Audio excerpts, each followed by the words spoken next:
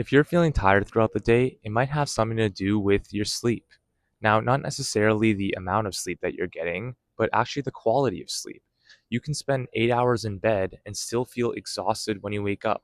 Let me explain a little bit more. Sleep is the foundation of our energy. It's your mind and body's time to do its healing. If your sleep is poor, everything else becomes harder. Your mood changes, your focus drops, your motivation disappears. You're probably more likely to get sick because your body's not resting and healing. If building muscle is your goal, then it becomes exponentially harder to do that. And what do most people do to try to fix it? Well, connecting back to our last video, they drink caffeine. They use caffeine to try to keep themselves up. But caffeine doesn't fix fatigue, it just masks the problem.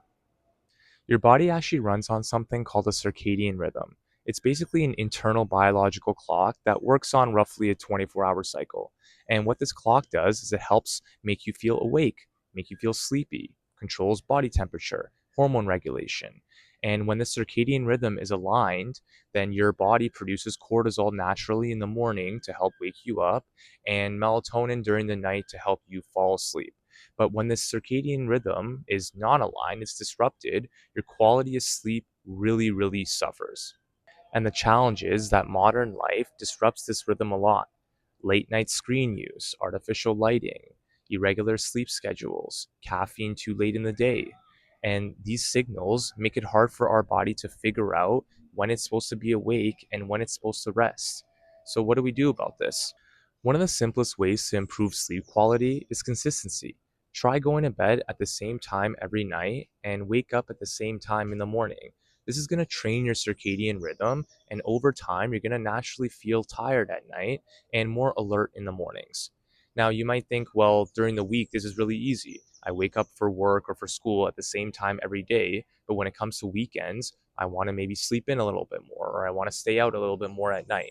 Well, some research has shown that you can still do that within 1 hour of your regular time of going to bed or waking up in the morning.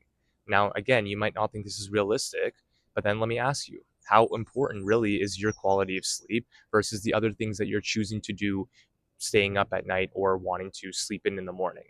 Another big one is reducing stimulation before you sleep. Now, we touched on this in one of our previous videos when we talked about phones and motivation and focus, but your brain needs time to go into a slower state. Going on your phone, scrolling through social media, checking work emails, it's keeping your brain stimulated and not allowing it to relax. So just follow one simple rule. 30 minutes to 60 minutes before bed, try to put your phone away and reduce screen time, even if that's the computer or a TV.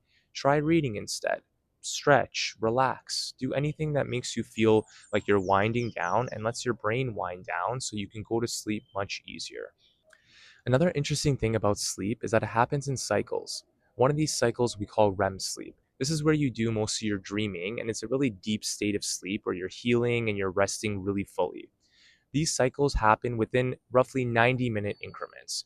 And so I don't know if you've noticed, sometimes in the morning when your alarm rings and you wake up, if it's right in the middle of a dream, you feel super groggy, super tired. It's probably because you woke up right in the middle of that deep state of sleep. Versus if you wake up in the middle of one of your lighter cycles, then you feel much more clear headed, much more refreshed. Now, how do you plan this and try to make sure that you wake up between those cycles? Well, here's one strategy. If you want to wake up at roughly, let's say 7 a.m., and it takes you about 10 to 15 minutes to fall asleep, then you want to maybe plan to be in bed for 11:15, giving yourself 15 minutes to fall asleep, falling asleep at 11:30, giving you 7.5 hours to wake up. Remember, again, these are 90-minute increments. And so we're looking at 6 hours of sleep, 7.5 hours of sleep, 9 hours of sleep. And if you try to plan in a way where you wake up in these lighter cycles versus the deep state of sleeping, then you might wake up a lot more clear headed and refreshed. Now, again, this is not exact science. Everyone is different, but this might be another strategy that you can implement that might help you make you feel a little bit more refreshed when you wake up in the morning. So if you want more energy during the day, sleep isn't optional, it's essential.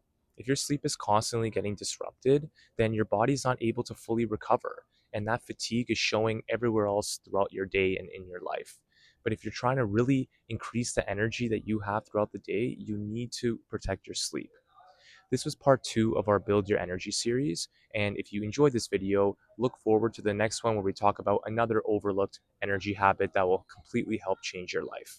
If you like this video, give it a like, subscribe, and we'll see you in the next one. Thanks a lot.